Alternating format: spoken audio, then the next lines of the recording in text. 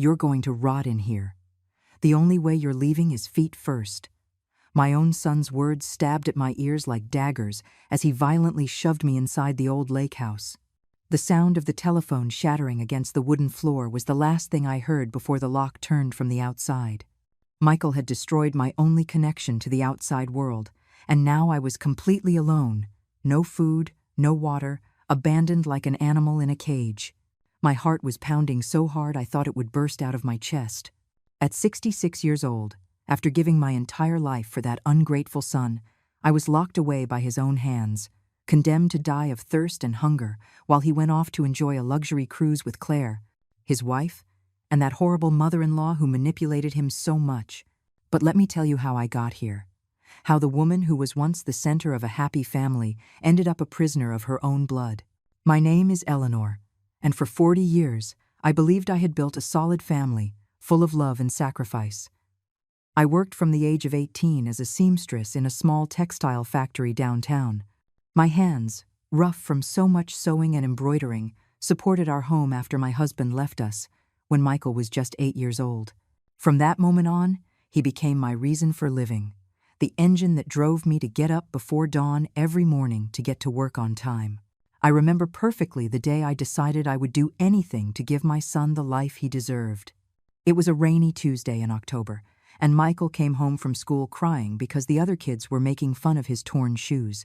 That night, while he slept, I counted every single dollar I had saved for months to buy myself a new dress money. I immediately set aside to buy him the best sneakers in the store. Seeing his smile the next day was worth more than any piece of clothing I could have ever bought for myself. And so the years went by. Every extra dollar, every hour of overtime, every moment of rest I sacrificed, it was all for him. When he turned 16, I worked double shifts to buy him the motorcycle he wanted so badly. At 21, I mortgaged my small house to pay for his engineering degree at the state university. I never complained, never held it against him. I firmly believed that a mother should give everything for her children, expecting nothing in return but their love and respect. Michael graduated with honors and got an excellent job at a construction firm. I felt like the proudest woman in the world watching him leave for work each morning in his smart suit and leather briefcase. My son is a successful professional. I would tell my neighbors with a smile that came from my soul. During those first few years after his graduation, our relationship seemed perfect. He visited me regularly, took me out to nice restaurants, and always told me how grateful he was for all my sacrifices. Everything changed when he met Claire. The first time he introduced her to me, something inside me recoiled. It wasn't just her cold, calculating demeanor, but the way she looked at my son, as if he were an investment to be protected from outside influences. Claire was a 32-year-old woman, tall, with perfectly styled brown hair and a smile that never reached her eyes. She worked as an administrator at a private clinic and made it clear from the very beginning that she considered Michael's family, specifically me, to be beneath her social standards. During the first few months of their relationship, I tried to get close to her. I cooked her favorite meals when they came to visit, bought her little gifts with my meager savings. I even learned to cook sophisticated dishes I knew she liked. But every gesture of love from me was met with a fake smile and sarcastic comments that my son either didn't seem to notice or, even worse, chose to ignore.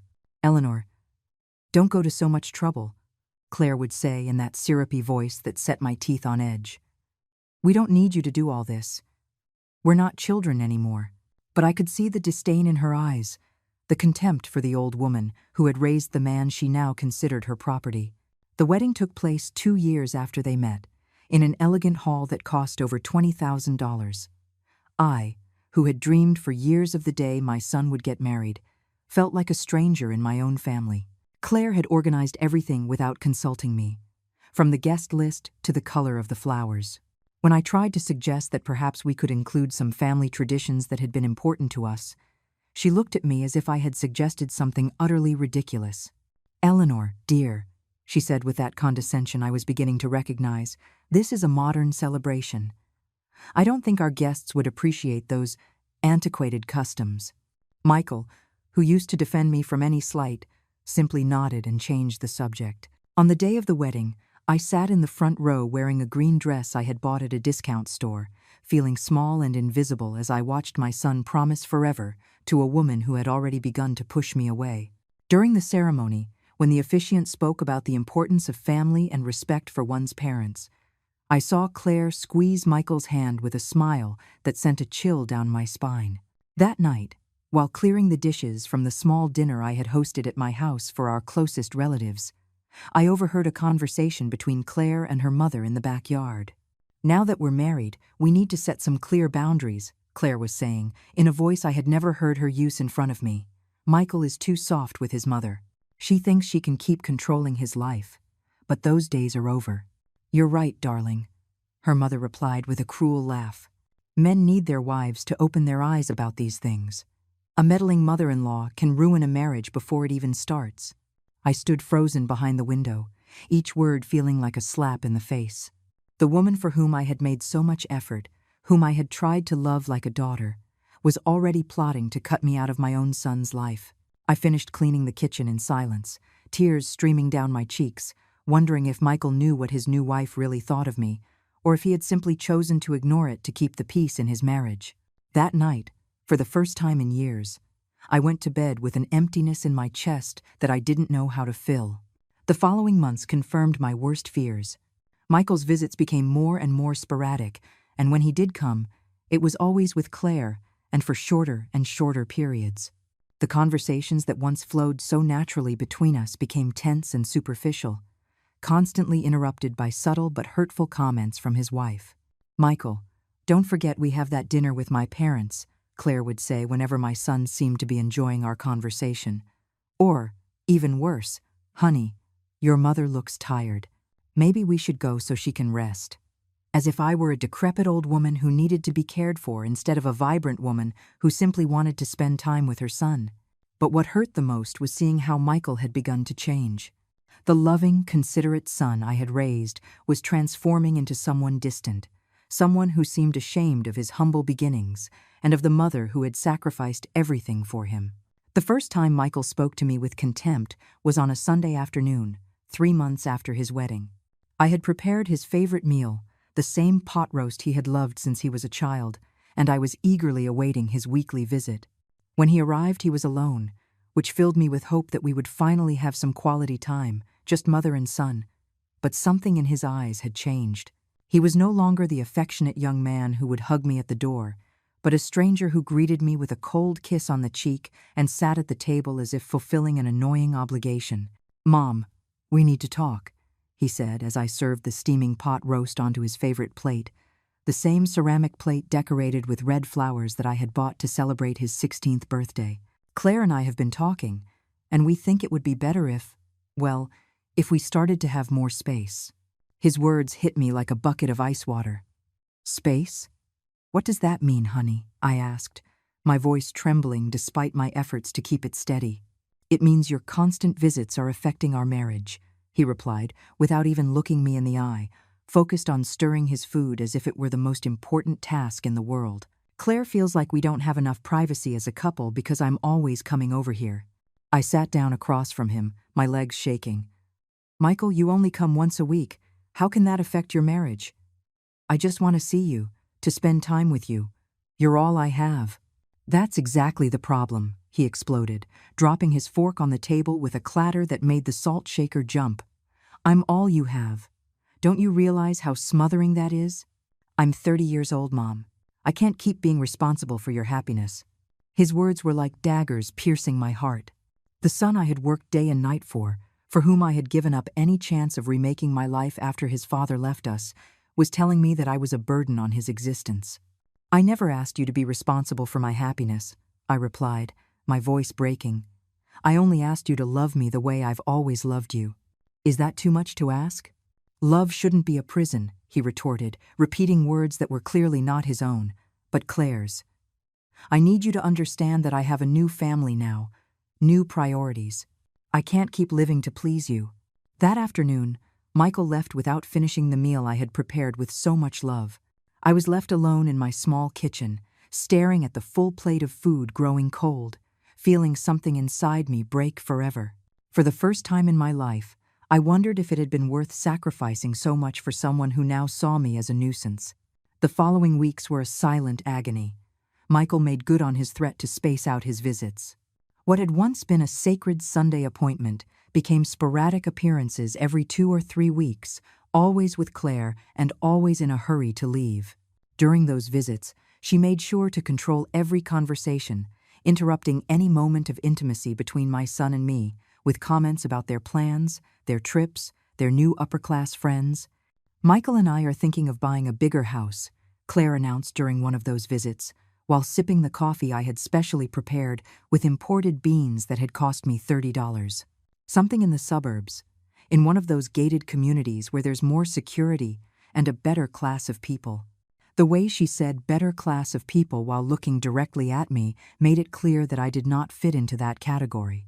Michael, who would have once defended his mother from any implied insult, simply nodded and continued eating the chocolate cake I had baked for him. "And what will happen to this house?" I asked, referring to my home, the place where I had raised my son, where all our memories were. "Well, it's yours, Mom," Michael replied indifferently.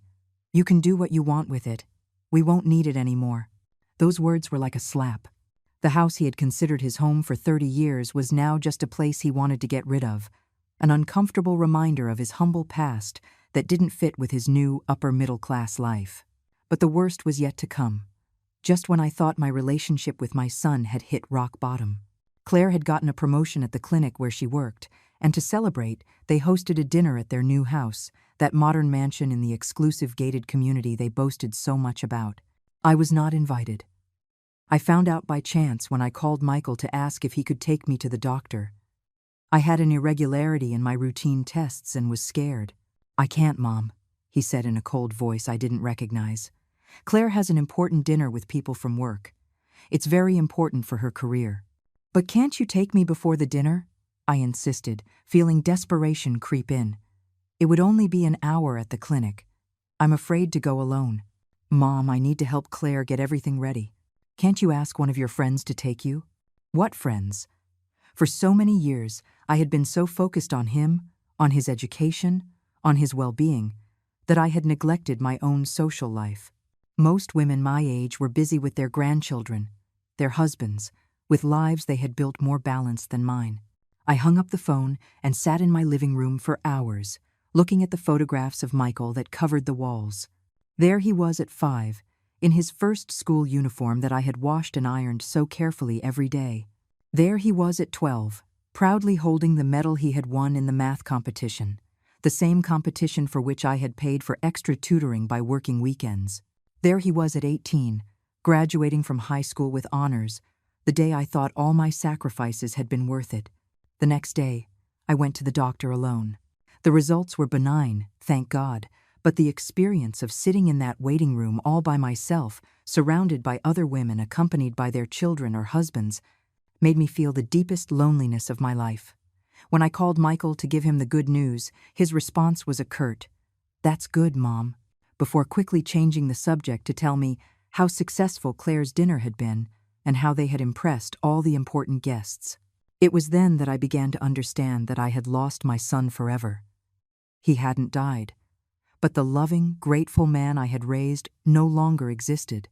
In his place was an ambitious stranger who was ashamed of his origins and had chosen a woman who systematically pushed away the mother who had given everything for him. The months passed, and the visits became even scarcer. Michael only showed up when he needed something. For me to store some important documents, to prepare a specific dish to impress Claire's bosses, to lend him money for some unforeseen expense that their new lifestyle demanded. "Mom, could you lend me $5,000? He asked during one of his rare visits. "It's for a down payment on a new car. Claire's broke down and she needs something more elegant for her job." $5,000 was almost all of my savings, the money I had saved penny by penny over the years in case of a medical emergency or a major home repair. But, as always, I couldn't say no to my son. "Of course, honey," I replied, my heart sinking. "When do you need it?" "Tomorrow would be perfect," he said with a smile that for a moment reminded me of the sweet boy he used to be. "I promise I'll pay you back in 3 months." That promise was never kept. Every time I mentioned the loan, Michael had a new excuse. Unexpected expenses for the new house, a work trip Claire needed to take, car repairs that had ended up being more expensive than planned. The day I hit bottom was a gray Tuesday in November, exactly 8 months after the loan he never repaid. I had been fighting a terrible flu for a week, with a high fever and a cough that tore at my chest. My 66-year-old body no longer responded as it used to, and for the first time in decades, I felt truly vulnerable and frightened. I called Michael, hoping he could take me to the doctor again, or at least spend a little time with me to make sure I was okay. His response froze me to the bone. "Mom, I can't come. Claire and I have a very important appointment with the architect to remodel the kitchen. It took us months to get an appointment with him. He's the most sought after in the city." "Michael, please," I begged, my voice hoarse with fever. "I just need someone with me for a few hours. I feel really sick and I'm afraid I might faint." "Can't you call a neighbor or something?" he replied with an irritation that pierced me like a dagger. "Claire says that independent adults should know how to take care of themselves without constantly depending on others." Claire says. Those 2 words had become the most painful phrase in my vocabulary. Everything my son thought, decided, or felt now passed through the filter of that woman who had managed to turn my loving boy into a cruel stranger. "I'm your mother, Michael," I said, tears mixing with the fever. "Since when am I others to you?" "Oh, Mom, don't be so dramatic. It's just a flu. Have some tea and rest. You'll get over it." He hung up without even saying goodbye. I stood there holding the phone for several minutes, feeling something inside me die for good. The son for whom I had sacrificed my youth, my money, my dreams, my chances at love, had reduced me to an annoyance that interfered with his important appointments. That night, as I lay in my bed shivering with fever and feeling more alone than ever, I made a decision that would change everything forever. I could no longer be the pleading mother, the woman begging for scraps of attention and affection from a son who clearly despised me. I had to find a way to reclaim my dignity, even if it meant losing my relationship with Michael for good. It took me 2 full weeks to recover from the flu. During that entire time, my phone remained silent. Michael didn't call a single time to ask how I was feeling, if I needed anything, if I was even alive. It was my neighbor Betty, a 70-year-old widow who lived next door, who took care of me. She brought me medicine, made me hot soup, and sat with me during the toughest nights. "Eleanor," Betty said to me one afternoon, while helping me change my sweat-soaked sheets, "it's not normal for a son to abandon his sick mother like this. Something is very wrong here." She was right, but admitting it meant facing a truth I had been avoiding for months. My son had become a heartless person, and I had been complicit in that transformation by allowing him to treat me worse and worse without setting any boundaries. When I finally recovered, I decided it was time to act. If Michael wanted to treat me like a stranger, then so be it. I would no longer be the smothering mother Claire wrote about. I would no longer be available every time he needed something. I would no longer be his personal ATM or his emergency cook. The first test came 2 weeks later, when Michael called as if nothing had happened. "Mom, could you make me that lasagna that Claire loves so much? Her parents are coming for dinner, and I want to impress them with a home-cooked meal." For the first time in 30 years, I said no. "I'm sorry, Michael, but I can't. I have other plans." The silence on the other end of the line was so long I thought the call had been disconnected. "Other plans?" he repeated. His tone of disbelief would have been comical if it weren't so pathetic. "What kind of plans could you possibly have?" "My own," I replied with a firmness that surprised even me. "I'm no longer available every time you need me, especially after you didn't care if I was dead or alive during my illness." "What are you talking about? It was just a flu. A flu that could have killed me, and you didn't even call to check on me." "Claire told me it was better to give you space to recover without pressure," he lied shamelessly. "Claire says, Claire thinks, Claire believes." I finally exploded. "When are you going to start thinking for yourself, Michael? When are you going to remember you have a mother who loves you?" "Don't start with your drama," he yelled back. "If you don't want to help me with a simple meal, that's fine. But don't come at me with emotional blackmail." He hung up violently, leaving me trembling, but, for the first time in months, feeling something akin to relief. The next few days were strange. On one hand, I felt guilty for denying my son something, but on the other, I experienced a sense of freedom I hadn't felt in years. I didn't have to watch the phone, waiting for his sporadic calls. I didn't have to emotionally prepare myself for his cold, calculated visits. For the first time in a long time, my house was truly my own. I used that freedom to reconnect with Betty and a few other neighbors I had neglected during my years of obsessing over Michael. I started taking walks in the afternoons, tending to my small garden, reading the books I had accumulated but never had time to enjoy. Slowly, very slowly, I began to remember who I was before I became solely Michael's mother. But my son was not willing to accept this new version of me. 3 weeks after our phone altercation, he showed up at my door unannounced, accompanied by Claire, and with an expression of fury I hadn't seen since his teenage years. "We need to talk," he said, pushing past me into the living room without waiting for an invitation. Claire followed him, wearing a purple outfit that probably cost more than my monthly salary when I worked at the factory. "Of course, make yourselves comfortable," I said sarcastically, but decided to remain calm. "How can I help you?" "You can start by explaining what's gotten into you lately," Michael said, sitting on the armchair where he used to curl up as a child for me to read him bedtime stories. "First you hang up on me, then you refuse to help me with a simple meal, and now the neighbors are saying you're bad-mouthing us." "Bad-mouthing you?" I asked, genuinely confused. "What have I supposedly said?" "Betty told her sister, and her sister told the lady at the market, that you said I was an ungrateful son who abandoned his sick mother." Claire intervened with a voice that feigned concern but dripped with venom. "Do you realize the damage that could do to Michael's reputation at work?" I was flabbergasted. It was true I had talked to Betty about my disappointment with Michael, but I never thought my words would travel so far, nor that my son would be more concerned about his reputation than about understanding my feelings. "Your reputation?" I asked Michael directly, ignoring Claire completely. "Is that your biggest concern? Not the fact that your mother felt abandoned when she needed you most?" "Oh, please!" Claire burst out before Michael could respond. "Eleanor, you're 66 years old. It's time you grew up and stopped behaving like a petulant teenager seeking attention." The silence that followed those words was deafening. I looked at my son, waiting for him to finally, after so many humiliations, stand up and defend the woman who had raised him. I waited for him to tell his wife that she had no right to disrespect me in my own home, to remember everything I had sacrificed for him. But Michael remained silent, staring at his shoes like a scolded child. Michael's silence was more painful than any insult Claire could throw at me. In that moment, seeing my 30-year-old son sit there like a coward while his wife attacked me in my own house, I understood that I had definitively lost the boy I had raised with so much love.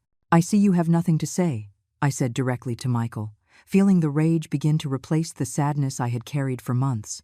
"I see you're going to let me be disrespected in my own home without lifting a finger to defend me."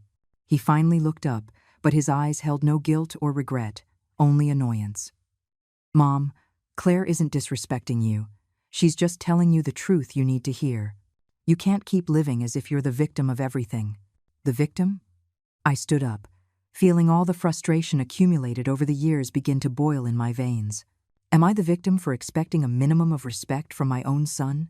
For wanting you to care if I was dead or alive when I had a 104-degree fever?" "It was just a flu," he shouted, also getting to his feet. "You couldn't expect me to cancel my entire life for a simple flu."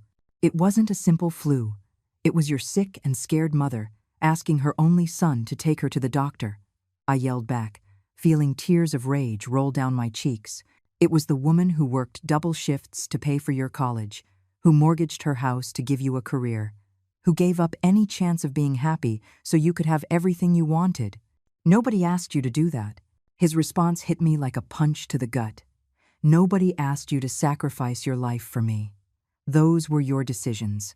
For a moment, the world stopped around me. My own son, the man for whom I had given everything, was telling me that my sacrifices had not only been unnecessary, but unwanted, that everything I had done out of love had been a gigantic mistake that he now held against me. "You're right," I said, my voice eerily calm despite the storm raging inside me. "Nobody asked me to sacrifice my life for you. Those were my decisions. Stupid decisions made by a woman who believed a mother's love meant giving everything and expecting nothing in return. Claire smiled with satisfaction, clearly enjoying the spectacle of me being destroyed by my own son's words. "I'm glad you finally understand," Michael continued, cruelly encouraged by what he interpreted as my surrender. "Now, maybe you can start living your own life instead of trying to control mine." "Oh, I'm going to live my own life," I assured him, a strange calm washing over me. "In fact, I'm going to start right now." I walked to the small table where I kept my important documents and pulled out the paper I had been avoiding for months, the will I had drafted years ago, in which Michael was the sole beneficiary of everything I owned. "You know what, son?" I said, holding the document in front of him. "You're right. My sacrifices were my decisions I now deeply regret making. But this house, these savings, this inheritance you were going to receive, these are also my decisions." Michael's eyes fixed on the paper with an expression I couldn't quite read. "What are you doing?" "I'm making a new decision," I replied, walking over to the paper shredder I had recently bought to get rid of old documents. "I'm deciding that I no longer want a son who despises me to inherit anything from the stupid woman who sacrificed everything for him." "Mom, wait!" he shouted, lunging toward me as I slowly fed the will into the machine. But it was too late. The document disintegrated into thin strips that fell into the bin, like confetti celebrating my liberation. "What did you just do?" Claire asked, her sharp voice betraying her real concern for the first time. Until that moment, she had been just the cruel wife enjoying the family drama, but now she realized she had just lost a considerable inheritance. "I just did what my son asked me to do," I replied with a smile that came from my soul. "I just stopped making decisions based on a love that is clearly not reciprocated." Michael was pale, staring at the remains of the will as if he couldn't believe what he had just witnessed. "Mom, you can't. You can't do that. This house, your savings. I'm your only son." "Exactly," I said, feeling a strength I didn't know I possessed. "You are my only son, and you just told me that all my sacrifices for you were mistakes that nobody asked for. So now, I'm going to correct those mistakes." "You're crazy," Claire yelled, completely losing her composure. "You can't disinherit your own son just because you had an argument." "An argument?" I looked at her with a calm that astonished me. "Claire, dear, this isn't an argument. This is the result of months of humiliation, contempt, and abandonment. This is what happens when you treat someone like dirt for so long that they finally decide they deserve better." "Mom, please," Michael pleaded, approaching me with his hands outstretched as if trying to calm a wild animal. "You're acting on impulse. You're angry and you're not thinking clearly." "On the contrary," I replied, backing away from him. "For the first time in years, I am thinking with perfect clarity. I'm realizing that raising an ungrateful son was my biggest mistake, but it doesn't have to be my permanent one." "You can't talk to your mother like that," Claire yelled at Michael, but no longer from a place of moral superiority, but from the panic of seeing a fortune disappear before her eyes. "Say something, fix this." The irony was delicious. The same woman who had spent years poisoning my son against me, who had encouraged every one of his cruelties, was now demanding that he treat me well because their financial future was at stake. "How interesting," I said, watching the growing desperation on both of their faces. "For months, Claire, you've been telling my son that I was a toxic, controlling mother who needed to learn to be alone. And now that I'm finally taking your advice, you realize it might not have been such a good idea after all." "Eleanor, I never, ever said those things." She lied shamelessly, but her trembling voice betrayed her. "Of course you did. And my son, instead of defending himself or his mother, chose to believe every one of your venomous words. He chose to treat me like a nuisance instead of the woman who gave him life and paid for the education he now uses to earn the money you both love to spend." Michael sank back into the armchair, his head in his hands. For a moment, just one moment, I saw a flash of the vulnerable boy he used to be, and my heart almost broke. Almost. "Mom," he said in a small voice, "I know I've been difficult lately. I know maybe I haven't been the son you expected. But you can't punish me like this. We're family." "Family?" I repeated the word as if hearing it for the first time. "Do you know what that word means, Michael?" It means being there when the other person needs you. It means mutual respect. It means not allowing anyone, not even your wife, to humiliate the person who gave you life. I can change, he mumbled. But his words sounded hollow even to himself. No, I replied with a firmness that surprised me. I'm no longer interested in whether you can change. I'm no longer interested in being the mother who begs for scraps of affection from a son who clearly despises me. I've decided I deserve better than that. But we're your only family, Claire cried, now playing the emotional blackmail card she had so often criticized when it came from me. No, I smiled at her, a sweetness that contrasted brutally with my words. You were my family. Now you are two strangers who came into my house to disrespect me and lay claim to an inheritance you will no longer receive. You can't do this, Claire shrieked, completely losing the mask of sophistication she had always worn with me. That house is worth over $300,000. Your savings are our future. I listened to her talk about our future as if my money, the money I had earned sewing for 40 years, was something that belonged to them by divine right. The woman who for years had treated me like an ignorant peasant was now claiming my inheritance with the desperation of someone who had just seen her life plan vanish. Interesting, I said, crossing my arms. So now, my savings are your future. The same woman who told me I was a dramatic old woman who needed to grow up is now here demanding the money of that dramatic old woman. Michael shot to his feet, an expression on his face I had never seen before. It was a mixture of panic, rage, and something that looked dangerously like a threat. Mom, you're going to reverse this right now, he said in a low, controlled voice that reminded me of his father in his worst moments. You're going to call your lawyer, and you're going to make a new will where I am your sole heir. Or what? I asked, feeling a strange calm in the face of his threatening posture. What are you going to do if I don't, Michael? Or you're going to find out what it means to be truly alone, he replied, approaching me with slow, deliberate steps. Do you think anyone is going to take care of you when you're a helpless old woman? Do you think you'll be able to keep this house when you're 80 and can't even walk? His words were like daggers, but they no longer hurt me as they once did. The woman who had endured months of humiliation had died in the last 20 minutes. In her place, someone stronger had been born, someone who finally understood her own worth. I would rather die alone in a nursing home than continue living as the emotional slave of a son who despises me, I replied with a serenity that unnerved him. I would rather strangers take my money than give it to someone who treats me like garbage. Are you crazy? Marlene screamed again. Completely insane. Michael, do something. Your mother has lost her mind. I haven't lost my mind, I answered, heading for the front door. I've found it, and now I'm going to ask you both to kindly get out of my house. We're not leaving until you fix this madness, Michael declared, planting himself in the middle of the living room as if he owned the place. Then I'll have to call the police to explain the concept of trespassing to you, I replied, walking toward the phone. Don't you Dari, he shouted, snatching the receiver from my hand with a violence that frightened me. For the first time in this confrontation, I felt a flash of real fear. The man standing in front of me was no longer my son. He was a desperate stranger, capable of anything to protect what he considered his. Give me back that phone, I said, trying to keep my voice steady. Not until you come to your senses, he replied, holding the device out of my reach. You're going to sit down, you're going to calm down, and we're going to talk about this like civilized adults. Like civilized adults, I laughed, a hysteria bordering on madness. You're going to lecture me about being civilized? The man who just snatched the phone from his 66-year-old mother?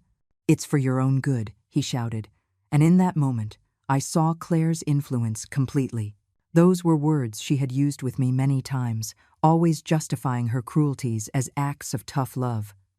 My own good, I repeated, feeling the last fiber of motherly love snap definitively in my chest. For 30 years, everything you've done against me has been for my own good. Marrying a woman who hates me was for my own good. Abandoning me when I was sick was for my own good. Humiliating me in my own house is for my own good. Claire approached us, that fake smile I knew so well plastered on her face. Eleanor, dear, I know you're hurt, but you have to understand that Michael only wants what's best for you. We all want what's best for you. I looked at her with an incredulity that was almost comical. You want what's best for me? The woman who spent 2 years poisoning my son against me? The woman who told me I was a dramatic old woman who needed to grow up? That was just frustration of the moment. She lied pathetically. You know we care for you very much. You care for me. I repeated her words as if they were a particularly funny joke. You care for me so much that my son didn't speak to me for 2 weeks when I was sick. You care for me so much that you come to my house to demand I reverse a decision I made about my own money. Michael moved closer, still holding the phone out of my reach. Mom, listen to me carefully. You are going to make a new will. You are going to leave me this house and your savings, and we are going to forget about this ridiculous conversation. Or what? I asked him again, but this time with a smile that visibly disturbed him. Or you're going to find out what it is to be completely alone, he threatened. Without a son, without money, without anyone who cares about you. Michael, I said, stepping toward him until our faces were inches apart, I am already completely alone. I've already discovered what it's like to have a son who doesn't care about me. The difference is that now, finally, I've decided to do something about it. Something in my tone must have alarmed him, because for the first time since this confrontation began, I saw uncertainty in his eyes. What do you mean by that? I mean that you two are going to get out of my house right now, and you are never coming back. I mean that I'm changing the locks tomorrow. I mean that I'm going to make a new will where all my money goes to charities that help single mothers, so that no other woman makes the mistake of sacrificing everything for an ungrateful son. You can't do that, they both shouted in unison, a chorus of greed and desperation. I can and I will, I assured them. And if you ever think of bothering me again, I will call the police and I will tell them exactly what kind of people you are. I'll tell them how you treated an elderly woman, how you threatened her in her own home, how you snatched the phone from her when she tried to call for help. Michael stared at me for a long moment, and for an instant, I thought that maybe, finally, he was going to react like the son I had raised. I thought he would give me back the phone, apologize, remember who I was to him. Instead, he threw the phone against the wall with such force that it shattered, filling my living room with broken plastic and mangled wires. There's your phone, he said with a cruel smile that chilled my blood. Let's see you call the police now. The silence that followed was absolute. The three of us stared at the remains of the phone scattered on the floor as if it were a perfect metaphor for what was left of our family relationship. Michael, I said, my voice strangely calm even to my own ears. You just crossed a line from which there is no return. Oh yeah, he challenged, puffing out his chest like a street thug. And what are you going to do about it, Mom? You have no phone. You have no one to help you. You are completely at our mercy. Claire smiled with satisfaction, clearly enjoying the spectacle of me finally being subdued and humiliated, just as she had planned for so long. What neither of them knew was that they had just made the biggest mistake of their lives. I stared at the fragments of the phone for several seconds, feeling something fundamental shift inside me. It wasn't fear I felt anymore, nor sadness, not even anger. It was something much more dangerous. An absolute calm, the serenity of someone who has finally seen the true nature of the people in front of them. You know what, Michael? I said, bending down to pick up one of the largest pieces of the shattered phone. You're right. I have no phone. I have no one to help me. I am completely at your mercy. His smile widened, interpreting my words as a surrender. I'm glad you finally understand the situation. Oh, I understand it perfectly, I continued, holding the fragment of broken plastic as if it were a precious relic. I understand that my own son just destroyed my only means of communication with the outside world. I understand that he is threatening me in my own home. I understand that his wife is here enjoying every second of my humiliation. Claire approached, wearing the triumphant expression she had been waiting so long to show me. Now maybe you can be reasonable, Eleanor. Making that new will is the only smart thing you can do in this situation. You're right, I replied, dropping the piece of phone. That's exactly what I'm going to do. The two of them exchanged a look of satisfaction, believing they had finally broken me. They had no idea that what had just broken was not my will, but the last chains of love that tied me to them. Perfect, Michael said, relaxing his shoulders. I knew you'd come to your senses. We'll go to the lawyers tomorrow and sort all this out. Tomorrow, I repeated, nodding slowly. Of course, tomorrow. And in the meantime, Claire added with that venomous smile, perhaps you should reflect on how you've been behaving lately. A little humility would do you good. Humility? I murmured. Yes, I definitely need more humility. Michael headed for the door, clearly pleased with the outcome of his intimidation. We're leaving now, but we'll be back for you early tomorrow, and you'd better be ready to cooperate. Of course, I assured them, following them to the exit. I'll be completely ready. Claire paused in the doorway and looked at me with that perfected condescension. Eleanor, I know this has been difficult for you, but one day you'll thank us for opening your eyes. Sometimes, tough love is the only thing that works. Tough love, I repeated her words. Yes, I definitely need to learn more about tough love. They left without saying goodbye, leaving me alone in my house with the remains of my phone and something much more important, absolute clarity about who the people who had just walked out my door really were. I waited until I heard the sound of their car driving away before I moved. Then, with a calm that surprised me, I went to my bedroom and pulled out the cell phone I had secretly bought 3 months ago from under the mattress. After realizing I needed a way to communicate that Michael didn't know about, I dialed the number of Betty, my neighbor. Betty? It's Eleanor. Could you come over to my house? I need your help with something urgent. 20 minutes later, Betty was sitting in my living room, staring at the remains of the phone with an expression of absolute horror. Eleanor, this is very serious. Your own son threatened you and destroyed your phone. We have to call the police. No, I said, pouring her a cup of tea with perfectly steady hands. Not yet. What do you mean, not yet? This is domestic abuse.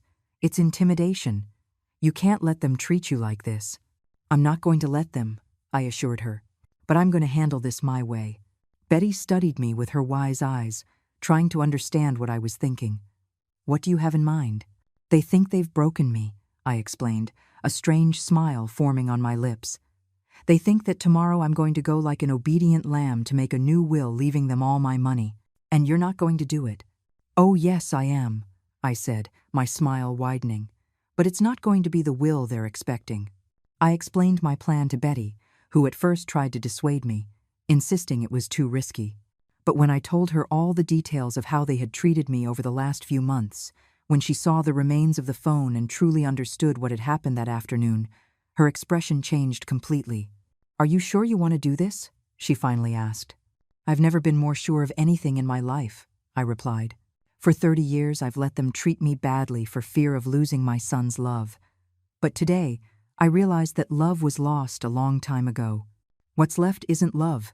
It's habit, convenience, and greed. Betty nodded slowly. What do you need me to do? I need you to be my witness, I said. I need you to see exactly how they behave with me, so that when this is all over, you can testify to what really happened. I couldn't sleep that night, but it wasn't from fear or anxiety. It was from the strange sense of freedom I was experiencing. For the first time in decades, I was going to take complete control of my life. I was going to show Michael and Claire that they had completely underestimated the woman they thought they had tamed. At 6 o'clock the next morning, I called the lawyer who had drafted my original will. I explained that I needed to make some urgent changes and asked him to come to my house that morning before Michael and Claire arrived. Are you sure about these changes, Mrs. Miller? The lawyer asked after reviewing the new instructions I had given him. They are quite drastic. Completely sure, I confirmed, signing each page with a determination I hadn't felt in years. And I want it to be absolutely clear that I am making these decisions of sound mind, without coercion of any kind. Understood. The documents will be filed immediately. At 10 o'clock in the morning, just as they had promised, I heard Michael's car pull up in front of my house. Betty was hidden in the kitchen, from where she could hear everything that happened in the living room. My cell phone was recording, hidden among the sofa cushions. I opened the door before they knocked, with a perfectly acted expression of resignation. Good morning, I said in a submissive voice. I was waiting for you. Michael entered with the conqueror's arrogance he had shown the night before. Perfect. I see a night of reflection helped you understand things. Yes, I murmured, keeping my gaze low.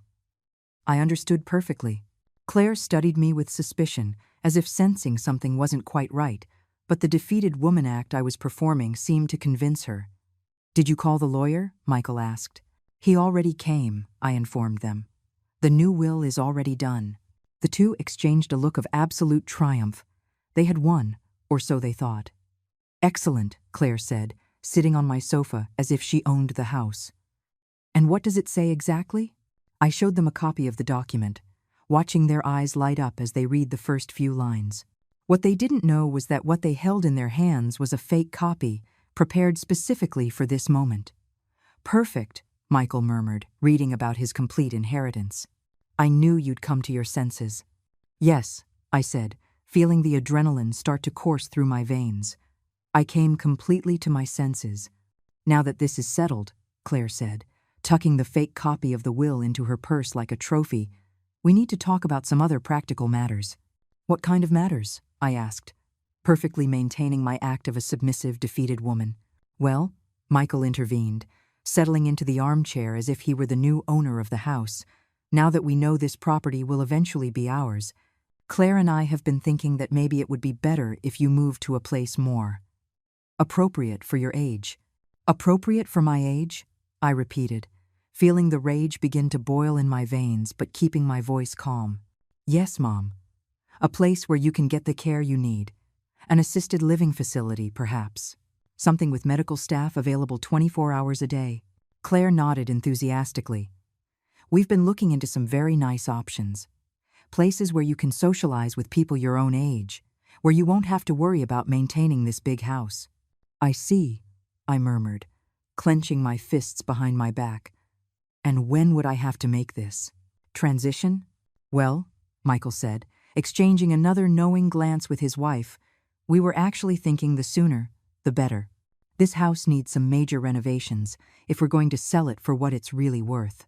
"Sell it?" I looked at them with feigned confusion. "But I thought you wanted it for yourselves." "Oh no," Claire replied with a laugh that made my teeth grind. "This house is too old, too small for our needs. But the land is excellent, great location. With the right renovations, or better yet, tearing it down and building something modern, we could get almost $700,000. There it was. The complete, ruthless truth.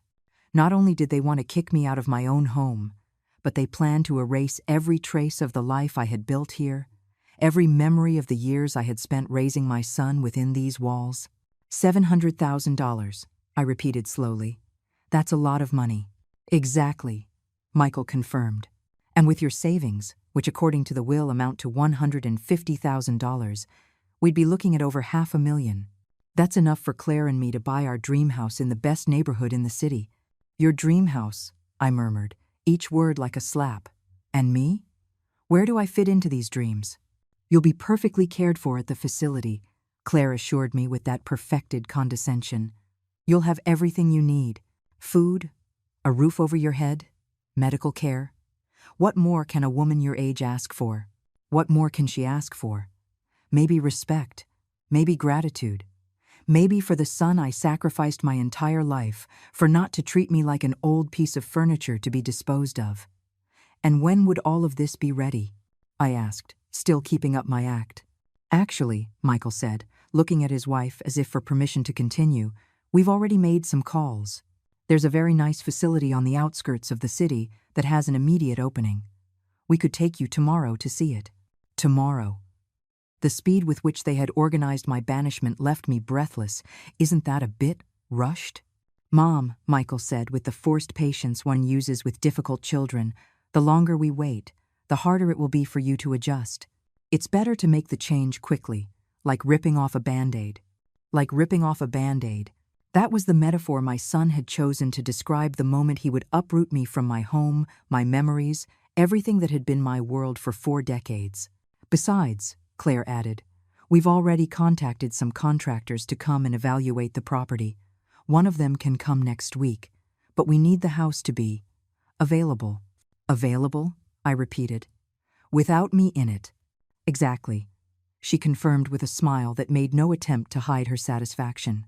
I stood in silence for several minutes, pretending to process all the information they had given me. In reality, I was savoring every second of this conversation, recording every cruel word, every ruthless plan, every display of the greed and contempt they had been hiding behind their masks of filial concern. "You know what?" I said finally, rising from the sofa with deliberately slow movements. "I think you're right. I think it's time I accepted the reality of my situation."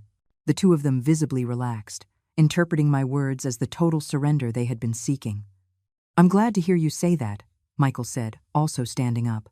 "I know it's difficult, but you'll be happier this way in the end." "Happier," I nodded. "Yes, I'm definitely going to be happier." "So we'll go see the facility tomorrow?" Claire asked, already pulling out her phone to make some kind of arrangement. "Tomorrow," I confirmed. "But first, there's something I need to show you. Something important I found when I was organizing my things for the move." "What is it?" Michael asked with sudden interest. "It's in the basement," I explained, heading for the door that led to the stairs. "It's something that belonged to your grandfather, something I thought you'd like to have as a family keepsake." Curiosity got the better of any caution they might have had. They both followed me down to the basement, descending the wooden stairs that creaked under our feet. The basement of my house was a place Michael had avoided for years. As a child, he had an irrational fear of dark, enclosed spaces, and as an adult, he had simply decided he had no reason to go down there. What he didn't know was that I had turned that space into my private sanctuary, the place where I kept all my most precious memories and a few other items I had been collecting over the years. "It's a little dark," I said, turning on the stairway light but leaving the rest of the basement in shadow. "Watch your step." We reached the bottom of the stairs and I switched on the main light. The basement lit up, revealing what I had been preparing for months without their knowledge. "What is all this?" Claire asked, looking around with a mixture of confusion and alarm. The walls were covered with photographs, documents, and newspaper clippings, but they weren't normal family memories. They were evidence. Photographs of the bruises left after the times Michael had pushed me during our arguments. Copies of bank statements showing all the loans he had never repaid. Recordings of conversations where he and Claire spoke contemptuously of me, thinking I couldn't hear them. "This is my archive," I explained, with a calm that contrasted brutally with the growing panic on their faces.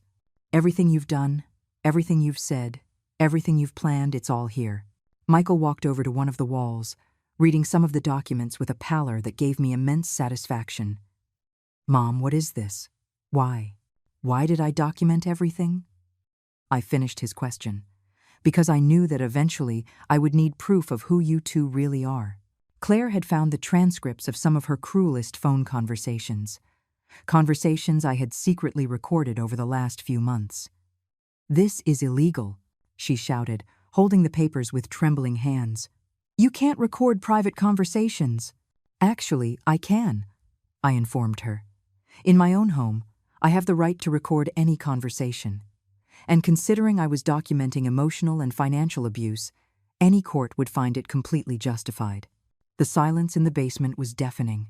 Michael and Claire moved between the evidence-covered walls like zombies, reading transcripts of conversations where they had planned my future without consulting me, looking at photographs that documented every humiliation, every moment of contempt they had made me suffer.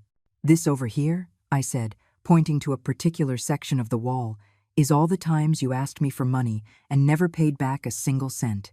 In total, you owe me $47,000. Michael approached the documents, his face growing paler by the second. "Mom, those weren't loans. They were family help." "Family help." I laughed with a bitterness that came from my soul. "Is that what you call theft now? Because I have recordings of you here promising me you would pay back every cent." Claire had found the most compromising photographs, images of her going through my drawers without permission during her visits, documents proving she had been investigating the value of my property without my knowledge, even screenshots of her text messages making fun of me with her friends. "How did you get this?" she asked, her voice trembling with pure rage. "Your mistake, Claire dear, was completely underestimating the dramatic old woman you thought you had tamed," I replied. "Turns out this old woman learned how to use security cameras, recording apps, and many other modern tools during the months you thought she was losing her mind." In the center of the basement was a table with something neither of them had noticed until that moment, an open laptop with an active video call. "What is that?" Michael asked, approaching the screen. Oh, that, I said with a smile that came from my heart. That's my life insurance. For the last 20 minutes, everything we have talked about up here and down here has been broadcast live to several very important people.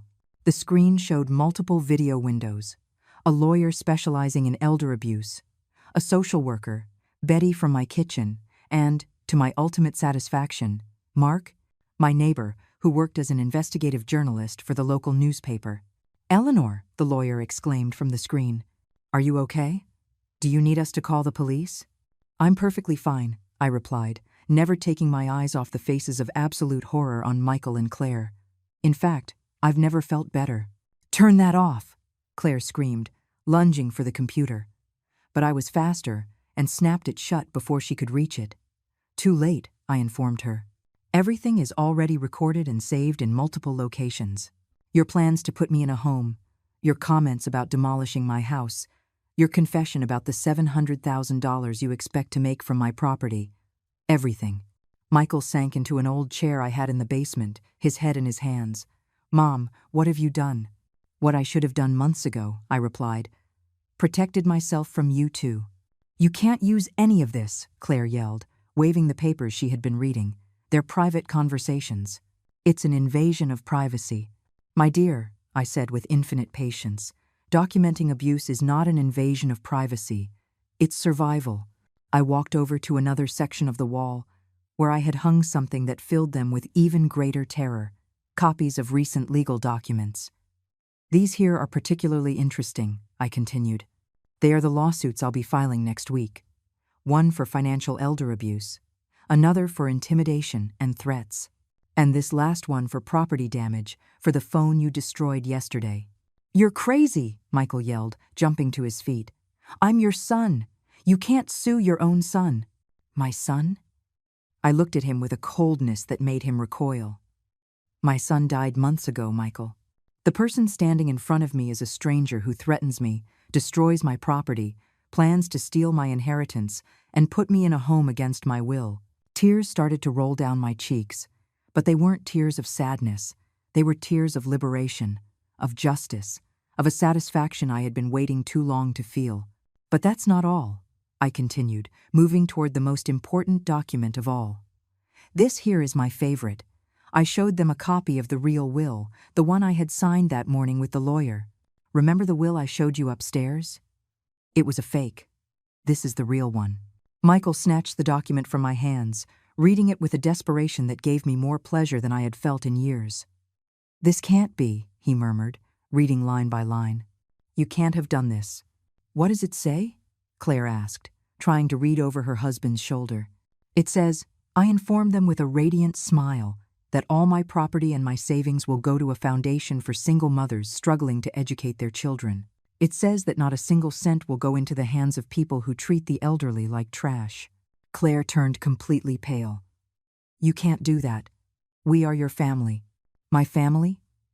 I laughed until my ribs ached. My family doesn't threaten me. My family doesn't plan to put me in a home so they can sell my house. My family doesn't destroy my things when they don't get what they want. Mom, please, Michael pleaded, and for the first time in months, I saw something that resembled the son I had raised. I know we've been difficult with you, but I didn't know you felt this way. You didn't know? I snatched the will from his hands.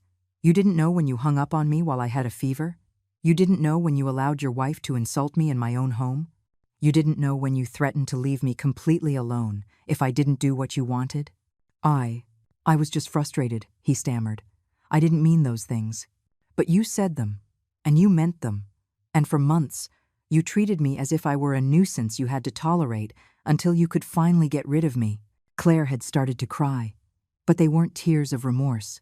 They were tears of pure rage and frustration at seeing her perfect plan crumble before her eyes. This isn't over, she shouted. We'll contest that will. We'll prove you're not of sound mind. Go ahead, I said, stepping toward her until we were face to face. Try to prove I'm not of sound mind. Try to explain to a judge why a woman who meticulously documented months of abuse and neglect doesn't have the right to decide what to do with her own money. The silence that followed was absolute. They both finally understood that they had lost, that their greed and cruelty had been their undoing. Besides, I added, heading for the stairs, you forget that all of this is going to be in the newspaper next week. Mark already has all the material he needs to write a very interesting article about elder abuse in middle-class families. Your names, your photographs, your own words describing your plans for me. You can't do that, Michael yelled, following me up the stairs. That will ruin my career. You should have thought of that before you threatened your mother, I replied without looking back. We reached the main floor of the house, where Betty was waiting for us with a look of absolute satisfaction on her face. How did it go? She asked, though the devastated expressions on Michael and Claire's faces had already given her the answer. Perfectly, I replied. I think our guests are ready to leave now. Michael and Claire stood in my living room like statues, processing the magnitude of what had just happened to them. All their arrogance had vanished, replaced by a desperation that would have made me pity them if I hadn't been savoring every second of their destruction. Mom, Michael said in a broken voice I hadn't heard since he was a child, there has to be a way to fix this. We're family. We can find a solution. A solution? I looked at him with a calm that contrasted brutally with his panic. The only solution was for you to treat me like a human being. You had that chance for months, and you wasted it every single day. Claire had started pacing in circles, muttering to herself about lawyers and legal options, completely unable to accept that they had been defeated by the dramatic old woman they had so underestimated. Eleanor, she finally said, trying to regain some of her former composure, I know we've had our differences, but this is too extreme. You're destroying your own family. I didn't destroy anything, I replied. You two destroyed this family the day you decided my love was a burden and my money was your right. I'm just documenting the destruction you already caused. Betty stepped closer to me and put a protective hand on my shoulder. Eleanor, I think it's time for them to go. The police are on their way to take a formal report about the intimidation and the broken phone. The police? Michael turned even paler. Mom, please, don't do this. My job, my reputation, it will all be ruined. Your reputation, I repeated his words with genuine disbelief. To the very end, all you care about is your reputation. Not the pain you caused me. Not the years I wasted loving you unconditionally. Just your precious reputation. It's not just that, he shouted, and for a moment I saw a flash of the violent temper he had shown the day before. It's my whole life, my career, everything I've worked for. Everything you've worked for, I murmured, glancing out the window where I could see the flashing lights of a police car approaching down the street. You mean the career I paid for with my savings? The job you got thanks to the education I financed by working double shifts? The sound of the sirens grew louder, and both Michael and Claire instinctively moved toward the door, like frightened animals seeking an escape. Don't leave just yet, I said with a smile that must have been terrifying. I want you to stay and meet the officers. I want you to explain personally why you thought threatening a 66-year-old woman was a good idea. The police knocked on the door at exactly 3 o'clock in the afternoon. 2 young officers listened to my story with a seriousness that filled me with satisfaction. Betty corroborated everything she had witnessed, and the audio recordings I had made were accepted as preliminary evidence. Ma'am, one of the officers said after taking all the information, do you want to press formal charges against your son and daughter-in-law? I looked at Michael, who was sitting on my sofa with his head in his hands, completely defeated. For a second, just a second, I felt a flicker of the motherly love that had defined my life for so many years. Then I remembered his words from the day before. Nobody asked you to sacrifice your life for me. I remembered the cruel smile with which he had destroyed my phone. I remembered the plans they had made to put me in a home without consulting me. Yes, I replied to the officer in a firm voice. I want to press formal charges. The legal process that followed was exactly as devastating as I had expected. The local newspapers covered the story in great detail, especially after Mark published his investigative article titled The Cost of Contempt, When Children Become Predators. The company where Michael worked fired him after the scandal reached his supervisors. Claire lost her position at the clinic when the board decided that a person involved in elder abuse was not appropriate for a medical environment. But what gave me the most satisfaction wasn't their professional ruin, but something much simpler and more personal. One afternoon, 3 months after all the legal drama, Michael showed up at my door. He was alone, without Claire, with a defeated expression that would have broken my heart under other circumstances. "Mom," he said when I opened the door, "can we talk?" I looked at him for a long moment, studying his gaunt face, his deep dark circles, the way he had aged years in just a few weeks. "No," I replied simply. "We can't." "Please," he begged, and tears started to roll down his cheeks. "I've lost everything. My job, my reputation, my marriage. Claire left me last week. I have nothing. Now you know how it feels," I said with absolute calm. "Now you know what it's like to lose everything because of someone who supposedly loves you. Mom, I'm sorry. I'm sorry for everything. I know I was terrible to you. I know you didn't deserve any of what we did to you. But I'm your son. There has to be some way to fix this." For a moment, I felt the familiar temptation to comfort him, to open my arms and forgive everything as I had done so many times before. But then I remembered something I had learned during these months of freedom. Forgiveness without consequences isn't love. It's cowardice. "Michael," I said, keeping the door partially open, "for 30 years, I forgave you every cruelty, every slight, every moment you treated me as if I were less important than anything else in your life. I forgave you because I thought that's what loving mothers do." "Exactly," he exclaimed, trying to step closer. "You're my mother. You love me." "I loved you." I corrected him. I loved the sweet boy who used to hug me when he had nightmares. I loved the ambitious young man who promised me that one day he would pay me back for everything I had sacrificed for him. But that boy, that young man, they died a long time ago. The person standing in front of me is a stranger who chose greed over love, who chose cruelty over gratitude. "I can change," he cried desperately. "I can be the son you want again." "I don't want you to change for me," I said, beginning to close the door. "If you ever change, let it be for yourself, because you realize that the person you became is despicable. But it's no longer my responsibility to fix you." "Mom, please."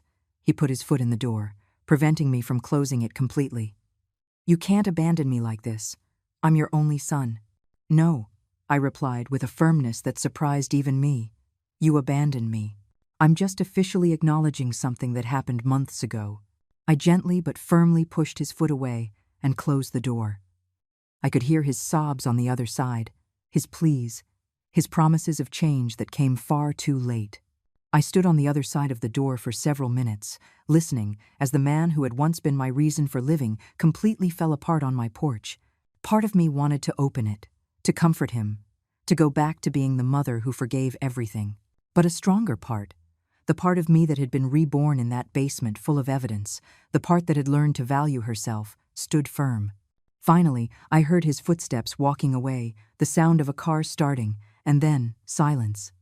I went to the kitchen, where Betty was waiting for me with a hot cup of tea and a proud smile. "How do you feel?" she asked. "Free," I replied, taking the cup with hands that no longer trembled. For the first time in 30 years, I feel completely free. That night, as I prepared for sleep in my house, that no one was ever going to take from me again, I reflected on everything that had happened. I had lost my only son, but I had gained something infinitely more valuable: my dignity. At 66 years old, I had learned that self-love is not selfishness, but survival. I had learned that setting boundaries is not cruelty, but necessity. I had learned that sometimes the only way to save what's left of your soul is to cut the ties that are destroying you. I gave everything for a son who saw me as a walking ATM. But now, finally, I was going to give everything for the only person who truly deserved it: myself. And for the first time in decades, that prospect didn't scare me. It thrilled me.